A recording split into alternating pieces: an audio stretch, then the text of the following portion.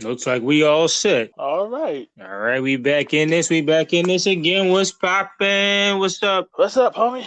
Hey, man, you sound like you had a long day just like me, bro. Yeah, it's been one of them days. And one of them days, one of them days indeed. All right, let's start it off. Homie, this is Nicholas out here, tired as fuck, and you are... I'm Maurice. I'm barely awake. Right? We struggling, we working, but we here. We surviving. We doing what is. Indeed, indeed, indeed. Yep. We handling. We doing. We still alive. We blessed. How's your day been today? How you was telling me earlier about the madness, but now you can express the feelings of this stressful day. No, it's just been busy. It hasn't been bad. It's just been busy. Busy Which with is just work, and that's normal for this time. Yeah. Well, I guess what is everybody's computer shutting down and shit. No, it's this is around the time the company launches new promotions and stuff like this. Think of it like WWE. You know how they build around WrestleMania, and that's where they make most of their money. The company is similar, has a similar schedule.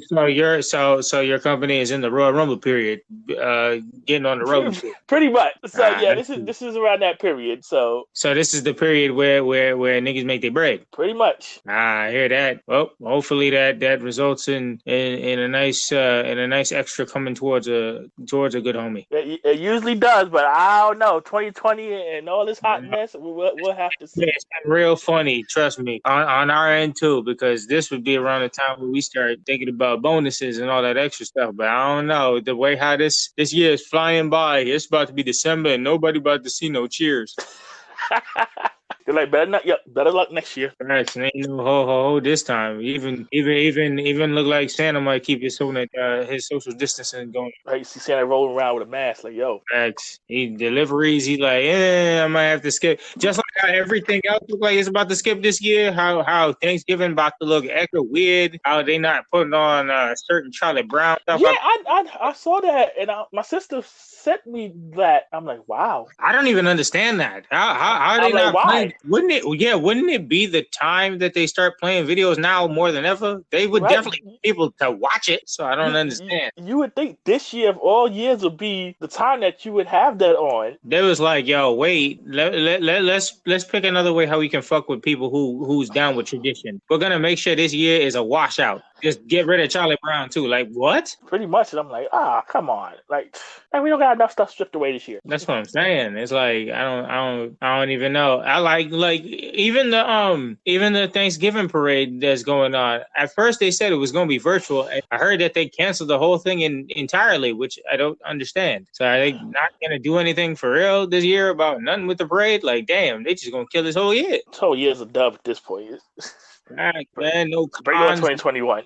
No cons, no parades, no fun, no justice, no glory. Like, damn, son, it's not until something go popping off that you got to take things into your own hands. And pretty much, if you want to do anything around this year at this point, pretty much, it's crazy. It's weird. All normal stuff is a dub. Yeah, man. Today for me in general, work hasn't been as stressful. Like I got a coworker that's out currently, and he's on vacation, enjoying himself. But I'm happy to report at least that work hasn't been as nuts as it's been in a while. Like I've had a few people come back to work, not along the lines as the way we've had it, because the coworkers that I have, the 5 people that's still holding it down since March, is still like we still nuts, and shit has been the same for a long while. But for some reason, they brought back a few people that's not in our department, but we just still happy to see them. So it is what it is. But it's still crazy over there, but a little less crazy as of late. Yeah, any help is appreciated. Trust me, any days like when you have people on vacation and you all hands on deck, you kind of appreciate when things are actually pretty slow. Yes, you do. Yeah, man, it's just it is what it is, and you're just trying to calm down. Beside that, after work, just freed up the laundry, went into the gym. I was waiting. Planet Fitness is doing the 25% capacity. So Okay. so they got the long line of people waiting outside and stuff like that. And I got there around 5:40, and I didn't get in until about 6:20. I was wondering about how that was going to work. Yeah, man, they got the 25% capacity, so it's built off like a few, like they got the machine separated, and they got people cleaning, and they double check on the mask. Everybody's masked up and stuff like that. But it's just now with the 25% capacity, you wait until people are leaving, and then they just usher in people one by one. But that creates a big line outside, and then you're kind of waited for a while to get in, and that just kind of shortens that's the real test on if you want to work out or not, and it might shut down your time in general or whatever you're working on or whatever you want to work on in general. And while I was in the line, I decided to read up on the new chapters of Dragon Ball Super and Boruto and all that shit. So speaking of that, how is working out with the mask? Because no, it's not that bad. I need to get more workout masks in general. I seen that The Rock put up that his deal with Under Armour, he got a new Rock mask, but it's specific to a T, and the way how they have it set up to work out in general is pretty cool. His I want to buy, but I just need to measure my face apparently, because his goes specific. They got like in small size, medium size, large size. I don't even know what the hell size I am in mask. That's a good point, because masks are annoying for me. Yeah, I just pick up masks when I get masks, but if they want to be specific, because his mask is like $30 a pop. So if his and they good for the workouts and whatnot. So that's what I'm interested in. So I'll see about copping one of them later. But masks are funny, because I have to, when I get masks, if I wear a no mask, it'll ride up to my eyeballs. Oh yeah, and I don't wear glasses, so it's annoying. Trust me. Listen, I know you got the fog. I know the worst capacity of it, because sometimes I'm practicing driving and I gotta wear my glasses, and then I gotta wear the mask, and that's fear on 300, because when you breathe, that shit goes straight into your glasses, and you get like blinded halfway, and I'd be dead stressing. Oh, bad. Yeah, that should be real bad. That's wild. Yeah, and then so working out with the mask in general is pretty fine. Before COVID in general, there was some people out here working with specific kind of masks for breathing just in general. So at least those just came into fruition, and then you got everybody inside wearing masks and people double checking and whatnot. So they're just making sure everything is together, and everybody's trying to be as safe as possible and doing what they can, and while they still trying to get their workouts in.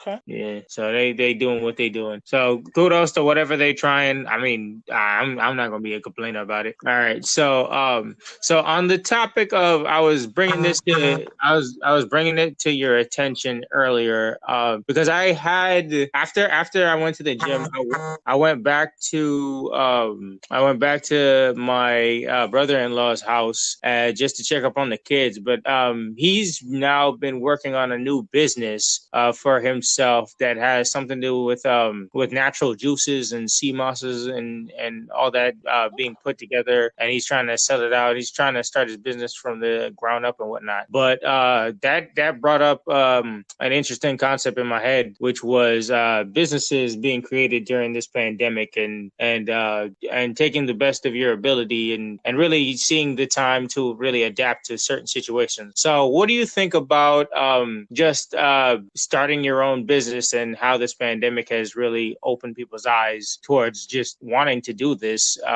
whether it be through job loss or just time that they have, or just things in general? For a good couple of people, I think in regards to the pandemic, I think it's just probably been out of necessity. Mm-hmm. The people that have had that mindset have already probably had a side hustle as it was. Oh yeah.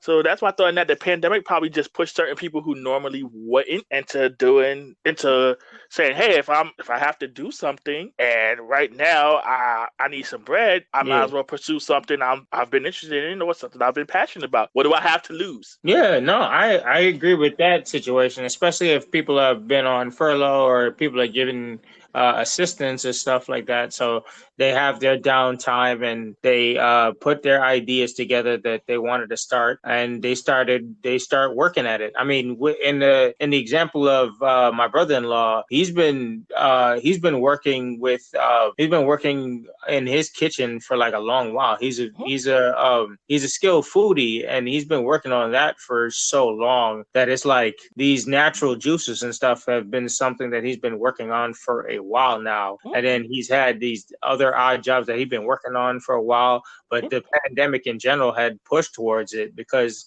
I mean, he didn't necessarily, I mean, it's work in general, and you really don't like the feel of some jobs sometimes, and things be a hassle and people look down on you, and you have bosses that'll, annoy the hell out of you, or situations that'll bug you, until the point of like stuff like a pandemic or any kind of situation opens up the opportunity for you to think ahead. Yeah, the pandemic has basically caused people to actually look at stuff that they've been putting off and stuff they really haven't had time to do, because otherwise they would be at work and they'd be doing their normal day-to-day stuff. So now that you're in quarantine, you've been stuck in the house. Now you've really just been looking, oh man, look, I said I was going to do this and I've just never gotten around to doing it, or I was going to look into this, but I never had time. Well, guess what? I'm here. I can't go nowhere. Everything's shut down. Yeah. Got time now. It's like, why not take this time and this opportunity to really do something? I mean, some people will take it and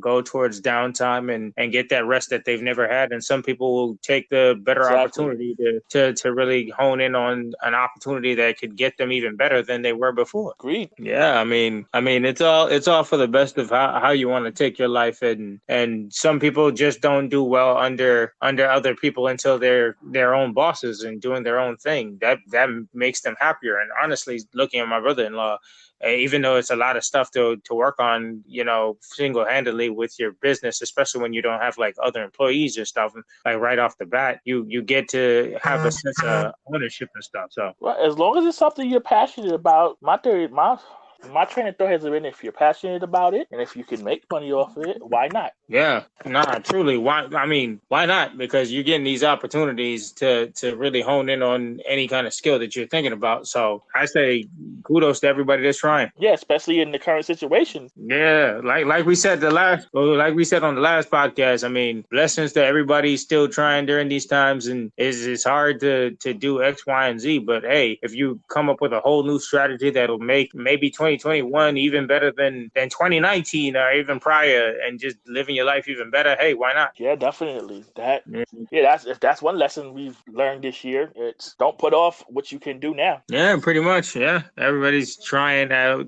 doing their opportunity, and just working on being their better selves if they're not on downtime. Like I said, give it a shot. Can't get no worse than what it already is. Facts, because pandemic makes it feels like the world's ending. Right? You can't get no worse than it is right now in terms of that. Like, you might as well go and right. What do you have to lose at this point? Exactly. Since 2020 wants to snatch up every damn thing. It's taking away like you said, it's taking away everything anyway. Shit. Like, why the heck not? But all right. So, anyways, moving forward, we have now a first time draft here on our podcast. We trying to talk about a little Power Ranger stuff. So it's time to move into our segment of the day, Black Morphin Podcast, down with BMP.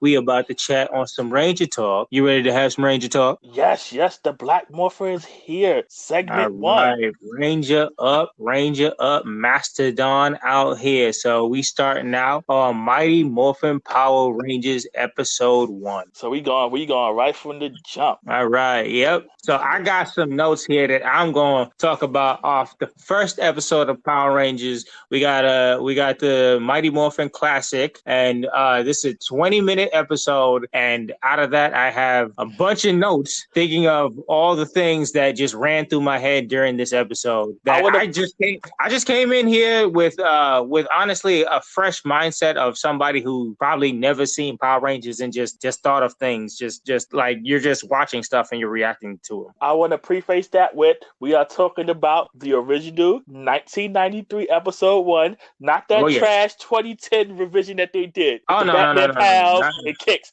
We're not talking about that. I don't even know what the hell whatever they reboot and classic. It was a disgrace. Yeah, I don't know what fixture that was. So as I was saying, shame on whoever made that 2010 revision. Shame on them. Definitely. So I talked on the classic tune.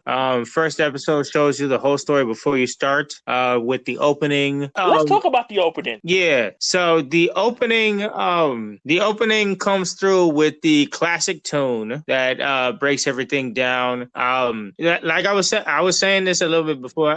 It shows you the whole story before you start. So I don't know if the opening was always there. Like with the first episode, did it play the theme song? Because you know how some shows will at least play the theme for the second episode, but not the first episode, so they don't give you the layout. So for Power Rangers, yes, it was there. And there's a couple of things here that I took note of. Rita and Zordon's, one of their most iconic lines, that is in the beginning of every intro for Mighty Morphin, are never said in episode 1. When they have the intro and they have Rita popping out the dumpster saying, after 10,000 years, I'm free. She never says that during the episode. So when I rewatched the episode, I was like, wow. I have a couple of notes on the actual thing itself, because I always thought it was funny that they came out of a dumpster.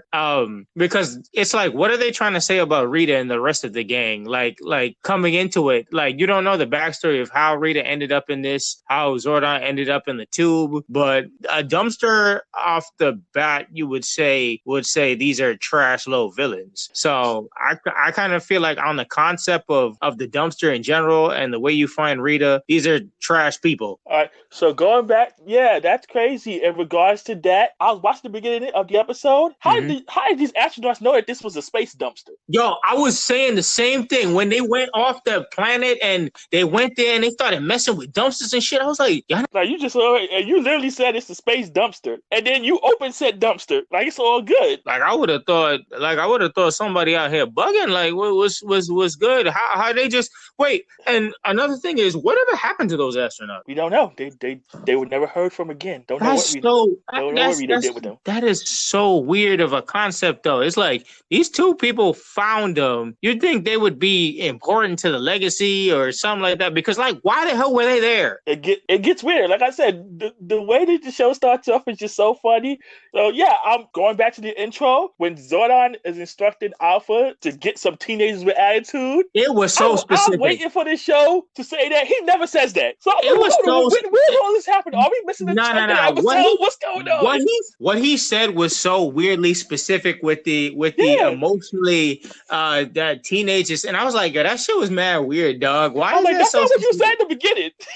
It really wasn't, but it's just so weird how specific that shit was. It was like, bro, this is highly detailed. I don't understand why you need these teenagers so bad. Exactly. I'm like, I told you when we talked. I told you Zordon was about that child labor. Yeah, he was, because that was a bit too specific what he needed and all that other shit. So breaking it down towards the episode, we got the Angel Grove radio jingle that happened in the beginning of the episode. That shit sounded like a bop. We got main characters testing out their skills at first take. So we're in the martial arts dojo. Everybody doing. I think it was important. I think I do like the fact that they did spend some time showing these guys that they were actual friends beforehand, because I've watched other series that try and put a team together full of people that are shitty friends. And look at you, Wild Force. Yeah. Well, I'm looking at some of the Ranger teams, but I'm also thinking of, I don't know if you ever watched the because sometimes me and Kenya watch this for cringy bits, but tattooed teenage alien fighters from Beverly Hills to try to be like Power Rangers. I remember watching that show. I have not watched that in listen, very long time. They have like 40 episodes up on YouTube of this show that you didn't even understand how it got 40 episodes in one season. But these people are terrible to each other. They're a team, but their friendship is not there. And man, it makes a difference. Yeah, it does. Wow. I have to go rewatch that. But yeah, going back to the Rangers themselves, I like the way they introduced each character. Yep. I have a theory on Jason and Bulk and Skull. Oh, okay. All right. I'd love to hear the theory. What's your theory? Okay, what I think, going to the first episode, I think Jason was a bully in his youth. Oh, he definitely feels reformed. Yeah, and I feel that's one of the reasons why he gravitated towards Bulk and Skull in terms of letting them in the class. Yeah, he feels like he can reform them for the better. He can relate to them. Yeah, okay, I can see that theory. I can see that. He seems like he found inner peace after a while. Mm-hmm. All right, I respect that. Also, I also pointed out in my notes, Rita forces finding a moon base real quick after coming out that planet dumpster. So, like, what planet were they on exactly? I always assumed they were on the moon. I'm like, so because it didn't look like wherever they took them off in that dumpster and they opened that up. To me, that looked kind of different than the moon base that they were on. See, now the only thing is, I don't know what the moon looks like in the daytime. That's what I'm saying. So that's what threw me off. So I don't know what the moon looks like in the daytime. So, but I always assumed that they found a dumpster on the moon because every other scene that we'd see Rita on in the moon base, it would be dark. So where the hell was that dumpster for it to be light? Because I don't remember anything later on coming that. Well, if you think about how the moon is set up, I guess it's possible that there is a dark side of a moon that's permanently dark. I'm not the biggest astronomy person, so I can't speak to that with great confidence. I understand that there'll be a dark side of the moon, like more specific, but I'm just curious about that one part that the astronauts found them in the dumpster that it could be bright time because it was never bright time again. So my assumption was always that the castle is in a different part of the moon. I don't know where the dumpster was. Okay, because but her dumpster and the castle, they were in two separate places. Oh, okay, that makes more sense. But it looked like because when they came out of the dumpster, I guess they grabbed the dumpster later on in the series. But it's like I'm curious. So where was that dumpster in like where the moon location is? So the moon base is one place on the dark side, but then where the hell was that dumpster? Where was the light side of the moon? Well, thinking about Rita, I guess she could have just cast a spell. That too. She is a whole planet dark. She's a whole powerful witch. So yeah, so I guess she could have did that too. Yeah. So all right. Moving forward on my notes.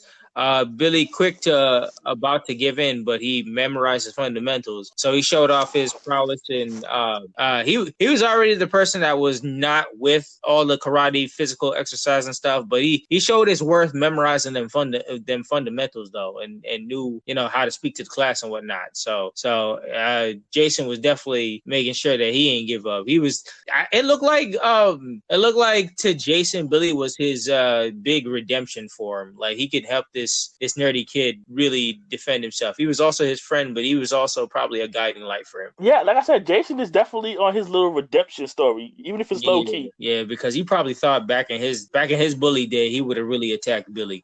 Yep. And so, all right. So, yeah, they started to flesh out the character just to give them a little bit of identity because it's only episode one. Definitely. Which for an episode one, you got to give kudos to not only them being a good lot of friends and defending each other, especially like that Bulk and Skull thing when they tried to talk to Kimberly and Trini right off the bat. Like when Zach came up to defend them, and then they were like, "We don't need any defending," and then Bulk and Skull tried to attack them. Right after the bat, they showed off that these ladies ain't nothing to mess with, especially down like in the 90s down. Bulk and Skull jokes from the jump. Oh yeah, jokes from the jump, but also tried to assault women.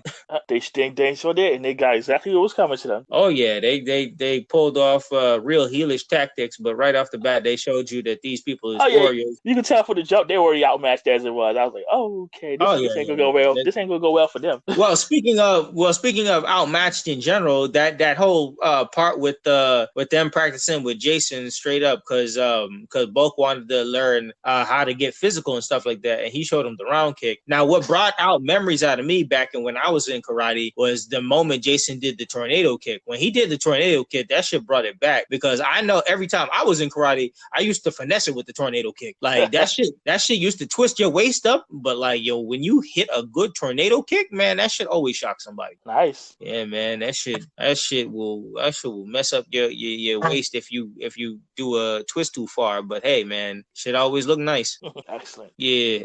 Next note I have is somebody ordered spinach juice. Who you think in that group ordered? Because Ernie came over with spinach juice, and I was like, yo, somebody drinking spinach juice like Popeye the Sailor Man? If I had to guess, probably Jason. Yeah. He'd be the out of all of them, who would you consider being the most health conscious? I mean, I could say Jason. Another one would probably be Kim because he is a gymnast. But ideally, just the concept of spinach juice in my head is like, spinach juice, really? I'm thinking spinach juice or both. Kimberly would probably order something like a mango juice or something like that. All right. Next note I have is an earthquake happens and Zordon and Alpha just there and they snatching up kids. All right, before we jump into there, I got some notes on Zach. Go ahead. Kid me, love the idea of Zach. Love seeing someone that look like me. Yep. Adult me, who let Zach on TV with that lineup? Oh, come on. We've been talking about this for a hot minute, but I don't know if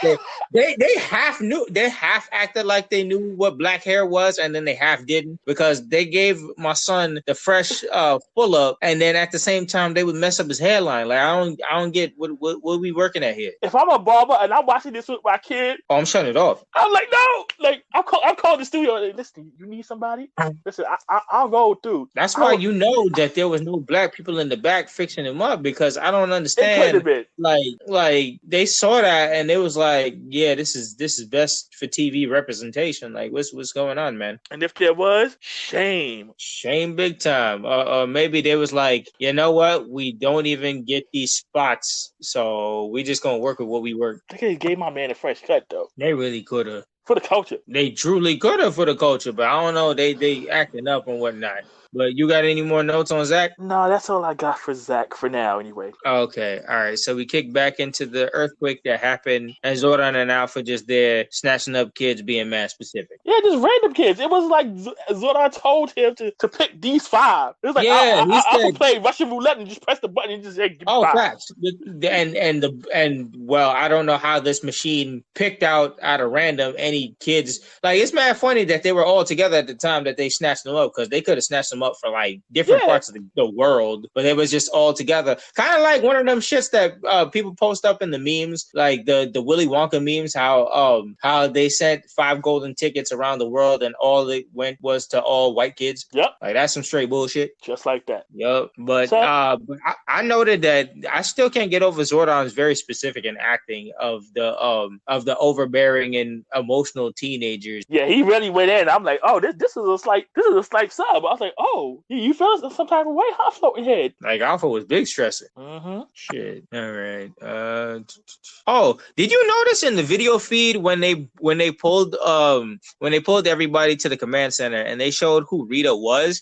One of the parts in the video that I seen was, did you see that Rita was riding a bike like the Wicked Witch? I didn't peep that, but not in this episode anyway. But they've shown Rita on that bike a couple of times. I thought it was just hella funny just in general, because I was like, all right, I don't remember them just flat out taking a scene from The Wizard of Oz and just having Rita redo that, because that just seemed mad funny. Yeah, it's not she pops on that bike in a few episodes, but yeah, so it's there. I mean, thinking of it in general, Rita is the Wicked Witch with her flying monkey demon. It's just Goldar is the ultimate. Like imagine if the Wicked Witch and Wizard in the Wizard of Oz. I feel like Goldar could have put in work against the team of Dorothy, Tin Man, the Cowardly Lion, and the Scarecrow. Yeah, but they made Goldar look strong, so I'm okay for an intro for Goldar. Yeah. Oh yeah. That's what I was gonna pick up on later, because Goldar was smacking when he went into that Megazord fight. Yo, the movements, I gotta give credit, because them niggas was moving fast as hell. I love Megazord fights that when the Megazord moves, it don't feel robotic. Like homie be swinging and whoever's fighting him is swinging back. Goldar was moving crazy. So at this point, right, Zordon has them in the command center. Yep. He's explaining them what's what. Bro, I said the explanation and exposition in 3 seconds flat. They are talking a mile a minute. They're explaining all this, and yo, you just got snatched up by aliens and a robot. This is the 90s. You being sent into a command center. You talking about like witches and demons and all these monsters hitting the earth, and everybody explaining this shit in 3 minutes. You trying to understand this concept. How the hell would you feel about this? Just like Zach. Zach was like, nah, we out. Dead ass. Zach was obviously the black like, invisible one here. Nah, listen, talk about this robot and this floating head, talk about space aliens coming to mash us up, and you want us to do what? Nah, we not with this. Facts, but I also noted that Zordon was like Zordon acted like it was a foregone conclusion. Zordon was like, okay, you can say no for now, but I know you niggas gonna come back. That's pretty much what it was. Zordon was like, you know what? I gave y'all the coins. The rest is up to y'all. He gave them everything. They ain't say yes. They ain't say no. They ain't say nothing. He just was like, all right, so y'all got the power. Go ahead, and move. Yeah, he's like, here, y'all just hold. Y'all hold this. He said, move my weight. He said, y'all seen this floating head for the first time? That's exactly what it was. He's like, yeah, take that. Facts. He didn't give you a second to say, I'm gonna change my life around or nothing. Like, nah, you about this Zordon life now. You got the coin. I ain't taking it back. You stuck. Like, when I need you, best believe I'm calling, and I don't care what you doing. What's crazy is like at that point when they left, Rita wanted to smoke. She was like, I bet. Oh, facts. Like right off the bat, she was like, oh, okay. So I see Zordon got peoples out here, so it's time to send out them putties. Yeah, and boy, did they get washed by these putties. Can we talk about, all right, first of all, when the first thing they pulled out the putty and they put them in the machine. Now, we gonna talk about how the putties look like Dookie before they squish them? Because they pulled out that roll, like Finster pulled out that roll before the putty that they was in clay, and they look like hard stools. Like, I was like, yo, why that shit look like Dookie, man? Well, they made of clay, and he threw them in that machine. That machine must be because that machine be doing the most. Yeah, that machine fixtured them out and gave them detail and perspective and all that shit. Because were they ever started out looking like shit, literally. Uh-huh. Yeah. So getting into the work, you remember the infamous Zach dance combo? Yes, I did. Yes, I do. I completely forgot that was part of the first episode. Zach going with his hip hop keto. Oh man, Billy taking off his glasses before he fight. That was. These away real quick. Can we talk about them giving him some space though? Like they could have snuffed him while he was doing that, but that one putty in the corner was confused as hell. He was like, what's he doing? Taking off his glasses now? And then they started to show him a little mercy. They was grabbing him up and shit, but they was giving him foregone space and conclusion to move. Yeah, they was like, listen, we're not gonna break the glasses. All right. Facts. They was like, all right, I don't know who you is. I don't even know what glasses are. I was just created in a lab 5 minutes ago, but you look like you need some help, brother. Yeah, like the witch lady told me to smack y'all up, so yeah, it's like I got mercy for you, bro. I don't usually beat niggas up with glasses, but I was born 5 minutes ago, and I gotta get this work. Yeah, and Can we also talk about the throws in the corner though? Like the way how they was chucking them all together in that one corner. That shit was mad funny because that was hella dramatic. Yeah, no, they was washing them, and after a while, they all got tired of being washed. They was like, you know what? All right, y'all, the floating head told us these things do something. I'll tie these putties. Let's see what's up. Corner, at one point, I remember they spun somebody, and it was the slowest spin I ever seen just to land in that one corner. I'm trying to figure out if that was Jason, because I know he got thrown last. Yeah, I think it was, because I was thinking in my head first Kimberly, and it could be Kimberly, but it was just mad funny how they just spun him off like a dreidel, and he just landed in that corner. And I was like, oh, y'all is so dramatic putting it in. And then we go ahead. Oh, go ahead. No, you go ahead. Okay, I was gonna talk about the also famous every time they hit the putties, you hear the mean construction sound. I love that sound. Yo, that clink, clink, clink, clink, making these niggas sound hard as steel. Yep, I love that sound. That sound is iconic. I put it in that video I did with the Undertaker because that sound is iconic. OD, brick by brick, board by board, construction worker all around, everything all in one when you fucking with the putties. Yes. I'm glad that sound was always retained. Facts. They tweaked it up a little bit, but the sound was always there. So when you hit them, you cannot be watching, and if you heard it, you knew what it was. Oh yeah, once you hear the construction noises going down, you know somebody getting slapped. All right, you got any more notes about that scene with the putties? Oh no, at that point we get the big transform. All right, so yeah, I was about to say, they do the big transform and they get at it. I wanted to point out that their stances before calling the Zords funny, and they high jump ability to land in the Zords is flight level. Mm-hmm. Because like nobody ever explained that they high jump is ridiculous for them to land off the head of a giant ass Megazord. Well, I assume they got some kind of superpowers. I get that, but I've like, can you imagine if like during their actual fights they get that high flying up? That would be, could they? Yeah, I don't know why they not did. But... Yeah, I feel like especially if they was ever getting the ass whooped, if they can jump that high, like I feel like they would be making meters. Like whenever you see a Hulk movie and he jumps 30 meters in the sky, I feel like the Power Rangers could have done the same thing. Like if they ever getting the ass kicked, just jump. Yeah, we've seen them jump to buildings before and stuff like that. So they do it, but they never use it for attacks. Yeah, that's what I'm saying. I mean, imagine a dynamic entry ass kick from like up in the sky. But I guess that might go back to Zordon telling them not to be the aggressor. Yeah, but I feel like even if you got a scrap with a monster, like even a technique like a solar flare, they could have jumped into the sky, blinded the monster with the sun, and then come down with a dynamic entry ass kick and just cut them through. Yeah, they could have. Yeah, they get high, but they never go skyscraper high. Yeah, exactly. And we know they have the ability, so it's just they playing around. Yeah, so yeah, that's one of them weird things that's just never explained. Yeah. Also, I did like the concept of them having the natural field input from their helmets to control the Zords. So, like, they discussed when they was first in the Zords and they were combining the swords together that they were talking about how it felt natural and how I just took it and assumed that when they turned into Rangers, like I feel like it was the best way for them to control the Zords. I always figured from that probably came from morphing, that they got that knowledge. Yeah. Yeah, so I figured that was just part of the process. Yeah, I just thought it was transmitted easily into their head just that way. So, let's talk about the Megazord. Yep. So we know the Megazord has 2 modes. Yes, which in this episode is one of them specifics because it showed off the gun mode first, and we rarely ever spend time in gun mode. Yeah, we're rarely. They're there, but it's usually just to get to the point to transform into battle mode. They may shoot the guns, but they rarely shoot the lasers. But they barely ever like super focus on it, and it's like when they act like it's a rare sight to be seen when they actually use the gun mode. So it's very interesting when they actually spend like longer than 2 minutes on it. Mm-hmm. So when they go to battle mode, here's something. Where does the Mastodon head go? People have been asking this for a long time, and honestly, I would like to know the same. Where the hell does it? Later on they use it as a shield, but where is it when it's going into battle mode?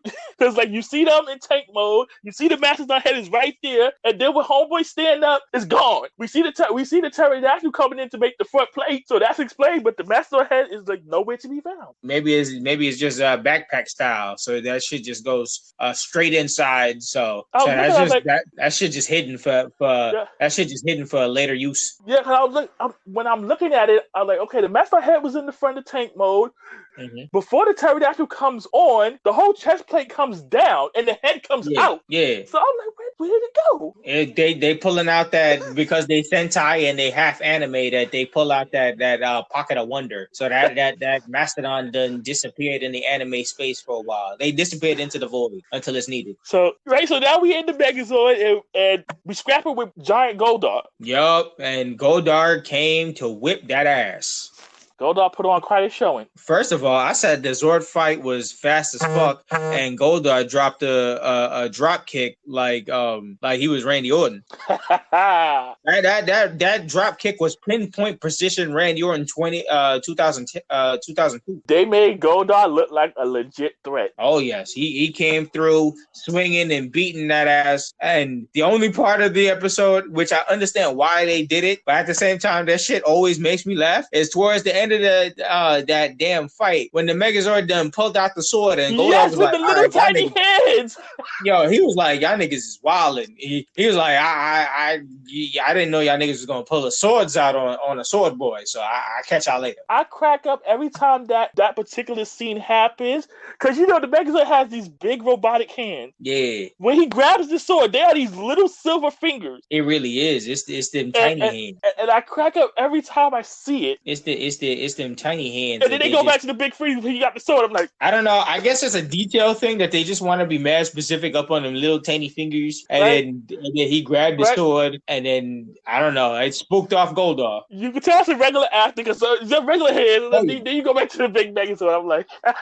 I mean, listen, the way how they was moving so fast, I know they didn't have robotics move that fast in the 90s, so I'm not surprised that there's some homie up in there with his little ass fingers working that Megazord. Yeah, so whenever I see that, I just chuckle. Oh man. Oh yeah, definitely. Imagine how Power Rangers would be in the style of Jim Henson's like puppets, like how Megazord fights would work out if they were like moving like those classic style big ass freaky animatronic looking ass puppets from Jim Henson. Oh, that would be weird. Yeah, I wonder how those fights would go. That'd be weird. The explosions would be weird. Oh yeah. I mean, there's an anime off people who do like fantastic fights with puppets, and it's animated pretty well. But that's it, like thinking about how fast they would move in maybe like the 90s would be interesting to think about. Yep. And then so after Goldar got a little smacked up a little bit, he's like, "Oh, y'all got a sword too?" It's like deuces. He said, "I don't want no smoke. Y'all said power sword, and y'all use y'all tiny hands to pull that shit out of the ground like y'all." He's like, "Oh, nah, this ain't what I'm here for." He said, "I don't know. You can take out the putties, but like I ain't trying to die on day one, so I'm gonna catch y'all later." He's like, "I'll be back." He said, "Even though I was whipping your ass for a hot minute, you guys pulled out some okie doke shit, and I'll be back later." Definitely. He was like, alrighty now, that's enough of this. Yeah. Like Rita coming back to the booth. Yep. And Rita with her iconic headaches. That was funny. Did she say that in episode 1? Because I don't remember it. Nah, yeah. After Goldar came back, she said it so quick, and then I guess it was a running joke after this. But after Goldar came back, she was like, "Oh, you loser! You lost to the Power Rangers. You should have gotten rid of them."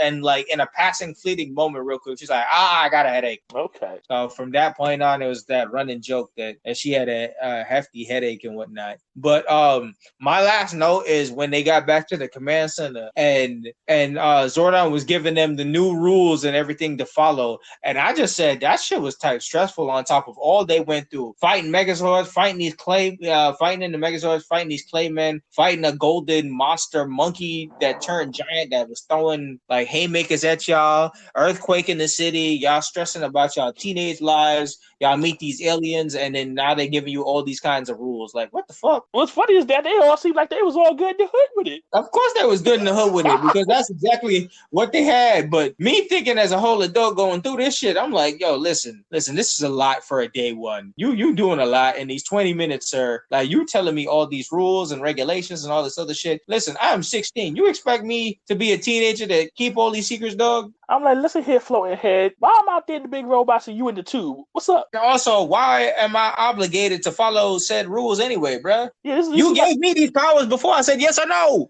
Like, this is like adult problems. This is definitely your problem on top of that, Zordon. Like, you just gave this to me. Like, if you're not about to take it back, even if I say yes or no, then what's to stop me from not following these rules? Pretty much. So that's just adult. Kid me was all on board. Yeah, we was gung ho, but it's like you need me. So you giving me these rules ain't about to help nothing. Me, the first question I would ask is, homie, why you in a tube? Oh yeah, that would have been my multiple questions the whole time. I mean, we got a whole robot here, and your head in the tube, and obviously, if you're asking me all these questions, I need to know about you. What's going on, dog? I'm like, what's going on with you? I'd be like, you said you stuck in the time warp. Who put you in the time warp? Rita, the same lady that you want me to go fight is lady that put you in the time tube? Hold up. Facts. Hold on. You had one so that means you arm, couldn't beat her? all your legs. Like, what's going on? She did that shit to you. I can't imagine what she gonna do to me. Yeah, I'm like, you this magical wizard, but yeah, she put you in this tube, and now you want me to go fight her? And I'm a teenager using some of your powers? Like, what's going on? Why you bugging, Zordon? Why you bugging? Like, you ain't making a convincing argument right now, buddy. Facts. He's saying shit so fast and throwing shit at these kids, and once they in it, it's like the putties have already seen your face, so it's kind of too late for you to back out of this. Yeah, that's true. They know who we are now. Yeah, they know who you are, where you at. Like, even if you said no and never come back again, Rita never gonna trust that you not talking to Zordon ever again. She gonna have to kill you for good measure eventually. Yeah, that'll take the coins. Yeah, so at that point, I think that was Zordon's bargaining chip. Now that he had tracked them in a no-win scenario, and Rita got the call that there's some new people on the horizon. Once you left Zordon's place, you was gonna join regardless. That's how Zordon knew that he had a win-win scenario, because regardless, you're gonna have to do this, or your whole family's in danger. Yeah, you would like, cheat no matter what. Yeah, you cheated them over. Yeah, no matter what, you was gonna be in danger of whatever was to come to you or your family, whether you had powers or not. If he took powers away from you, Rita know that you had some contact with her enemy, so she's going to come after you and your family eventually. So it's whether you decide you want to have a defense against this, a group against this, or not. Exactly. At that point, you had no choice. Yeah, Zordon straight to mafia, because Zordon was like, real talk, you're gonna say yes eventually, or your family gonna die, or you gonna die, or something gonna happen, and you gonna come back crawling. So Big Head always wins. Mm-hmm. Yeah. So episode 1 set the stage. Definitely. Yeah, set the stage for Zordon. Yup. His free labor. We got that. We got that set up. So we got Zordon. We got the peoples all together. So it's. But overall, definitely, if we call it a good first episode with a lot of weird things happening in true Power Ranger fashion, I definitely enjoyed that first episode and all that came to be with the Megazord and the Ranger transformation, the explanations that went 2 to 5 in like 3 seconds, the characterization. I mean, to be honest, kudos to them fitting that shit all in 20 minutes, because everything moved kind of fast, but I mean, damn, they really got a lot of points across. Yeah, for what it was and everything that they explained or didn't explain. Yeah. It was a good pilot. Yeah, it was definitely a good pilot and a start point, and you got everything that you needed. You definitely still have a couple of questions about a bunch of things going on, but you get a rare concept of the entire show and everything breakdown, everything that they're going to tell you in the opening or everything they sing to you, and just in general, you're ready for the world that you're invested in. Yep, they gave you a high level overview basically, and then they tease some stuff and they explain as they go forward. Yep. But for a first episode, kudos. They definitely leave you on the bait, getting ready for more as they come. And it's like Rita dangling this whole opportunity in front of your face. So you eventually got to set up for Rita, and then Goldar ran away, so they got to have a rematch. So there's plenty of stuff to still come. Indeed. Yep.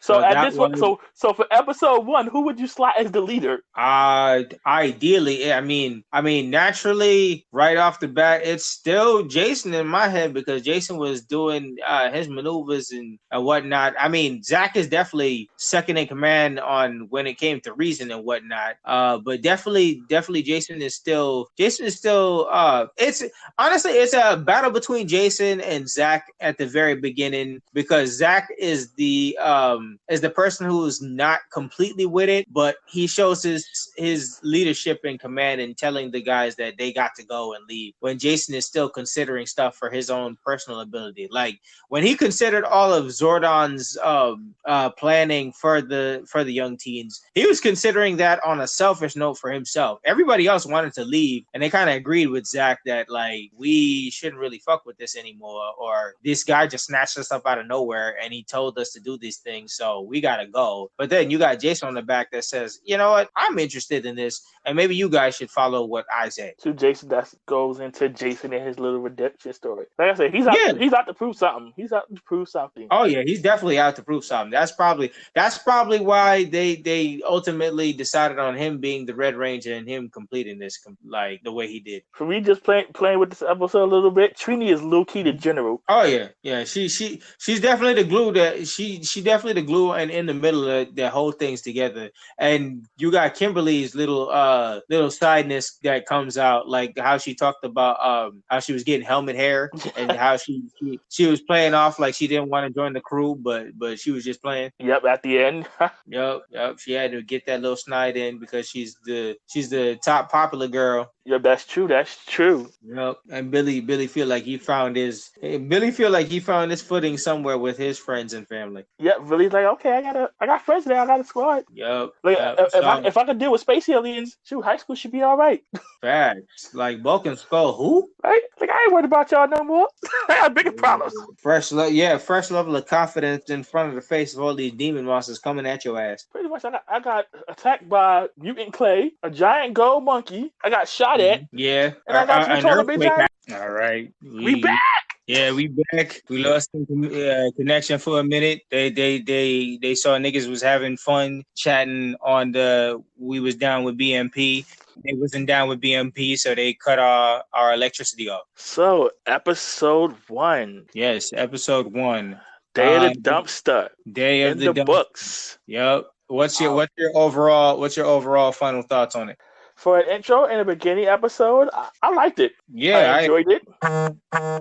It didn't take itself too seriously. Oh no, they definitely gave you the sense of how this show is gonna go, how campy things is gonna be, how things is gonna get wacky and stuff in general. And kudos to everything that was involved. It left me with questions and made me want to watch episode number 2. Exactly. So wow, yeah, this is our first section of Black Morphin. Wow. This is us breaking down with BMP. So we have that. Next chat that we can do. We can do our shot of Kurosake. So we could take an attack on anime, or we could do comfy couch, which we could. I feel the need for a big blade. A big blade. Okay. All right. That sounds familiar. All right. So what? So tell black kimono. Oh, black kimono. So it sounds like we about to take it on the fixture side, on the what some people Bleach side of things. Yes, indeed. Right. So next episode will be on Bleach. So we're gonna hit that from the beginning. Yeah. You know what? Let's start from the beginning, because just like the Rangers, there's some questions. Oh yeah, definitely. When you get into the jump in the very beginning of Bleach. Yes. So all right. So we'll be done with that next time on a shot of Kurosake. Our next segment, we will definitely be discussing episode 1 on Bleach. Yes. All right. So we have our next concept and our next iteration of when we gonna record, and we're gonna break that down as if. So just shout outs to everybody, and shout outs to us working hard out here, and everybody staying safe during the Rona and all their time together, and just making the best out of all the opportunities. We enjoying this conversation that we having all the time together, because we just recording the fun jokes that we always like to have during our watch sessions and everything that be coming along with us. So on this point, I'm gonna just say Nick is ready to be out.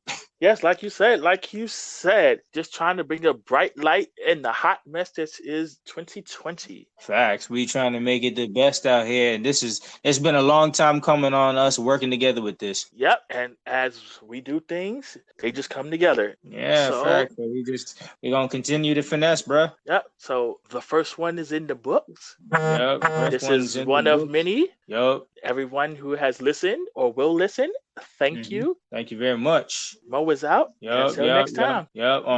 On for now, it's called the Blerd's Perspective, but we'll be working on the name. It's a work in progress, y'all. Yeah, work in progress. All right, bro. Peace. Later.